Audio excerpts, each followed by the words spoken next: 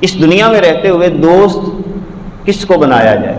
اللہ تعالیٰ نے انما کے لفظ کے ساتھ اس کو بند کیا ہے، یعنی مطلب اس کا یہ ہے کہ اس کے علاوہ مومن کا کوئی دوست ہو ہی نہیں سکتا۔ انما ولیکم اللہ، سب سے پہلی بات اللہ تعالیٰ نے یہ فرمائی کہ تمہارا دوست صرف اللہ ہے، یعنی سب سے پہلے ہمیں دوست کس کو بنانا ہے؟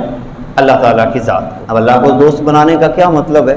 جس طرح میں اور آپ اپنے دوست کے ساتھ کھلی بات کر لیتے ہیں، گپ شپ لگا لیتے ہیں، دل کی آرزوئیں پیش کرتے ہیں، بالکل اسی طرح اللہ تعالیٰ کی ذات کے ساتھ اپنے دل کی باتوں کو پیش کیا جائے، یعنی سب سے پہلے اپنا دکھ، اپنا درد، اپنے دل کی کیفیت یہ اپنے مالک کے سامنے پیش کی جائے۔ تو دوستی کا جو سب سے پہلا فرد ہے وہ اللہ تعالیٰ ہے۔ پھر فرمایا وَرَسُولُهُ، تمہارا دوست اللہ کا رسول ہے، یہ دوسرا نمبر بتا دیا۔